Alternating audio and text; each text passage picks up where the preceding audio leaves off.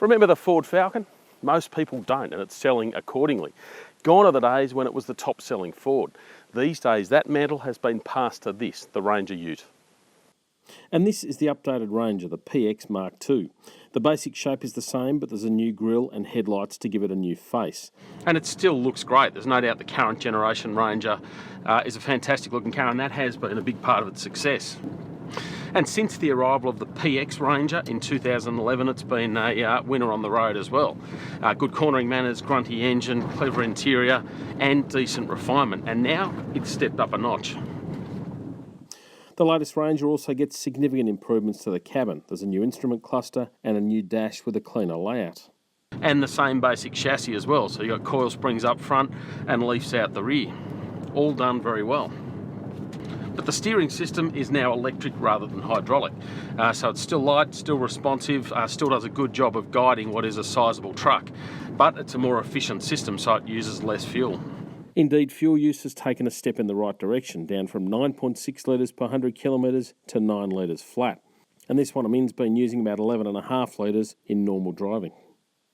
Tweaks to the engine have also helped in that department as well. It's more refined, and you've actually got a slightly smaller turbo, so the numbers are the same. The raw output, you're looking at 147 kilowatts, 470 newton meters, but there's just more immediacy to it, less of that turbo lag, and still the same old grunt. Smoother too. It's certainly a little bit quieter, and you're not about to mistake it for a Rolls Royce, but it is a bit more relaxed, a bit more refined. And the suspension has been honed a little bit as well, so it's just a bit more composed on the road. You're still going to recognise it if you're stepping out of a previous PX Ranger,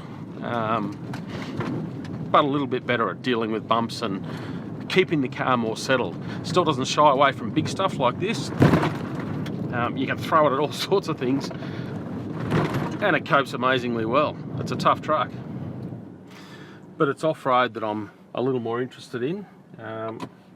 To be honest, not a whole lot's changed. You've got a dual range 4-wheel drive setup, so I'll just bung it in 4L.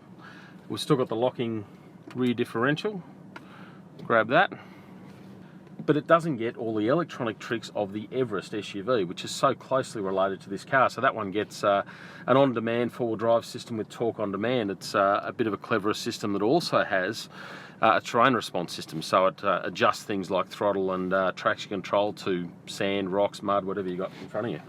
But the range is more about simplicity and ruggedness. You've still got 237 mils of ground clearance, really good underbody protection. Good wheel articulation, as you'd expect in a ladder frame ute like this, and you've got an approach angle of 29 degrees, which is pretty good. The only thing really you can catch under there is a little bit of black plastic trimming, and I've done that a couple of times. You're not going to damage a whole lot with that. The biggest issue with this car is that rear end. Because you've got the standard tow bar, it reduces the departure angle to 21 degrees, and it's pretty easy to catch it on some of these rocks as you're falling off them. Now, another issue are the side steps, which look the business and can help you clamber into the car, but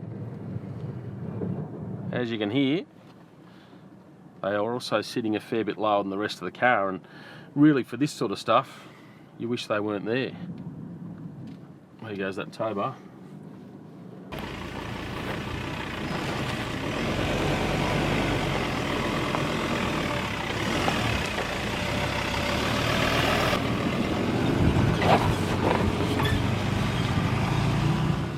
All up though, it is a good, solid, tough truck. Take off the side skirts and be even tougher.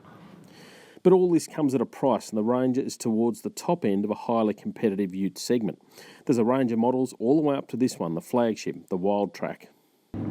Hold on though, because this one is just north of 60 grand. Now sure, you get a fair bit for your coin. Roof rails, the tow bar, dual zone climate control, leather seats, some pretty cool actually material on the seats. A big colour touchscreen with sat nav, so there is plenty of gear there. Plus, I love the way they've toughened the look of the Wildtrak. Instead of a alloy sports bar, you've got sort of a dark grey one, and outside they've replaced a lot of that blingy chrome with darker finishes, and it does make it look a little bit more sinister. And there's some clever thinking in it all too. You go into that sports bar and it's got a light there to illuminate the tray at night. Clever stuff. And there's other cool things as well. Instead of a traditional tonneau cover, you've got this alloy roller shutter basically. So flick it open, press a button and it goes all the way back. Really easy to use and a fantastic idea, but the only negative is it shortens the length of the tray a fair bit. Still, they're minor quibbles. The Ranger's a great truck, albeit an expensive one. It's accomplished on and off-road, it's got a clever and well-specified cabin, and the engine delivers. The biggest challenge it'll have will be its challenges, particularly the leader it'd love to knock off, the Toyota Hilux.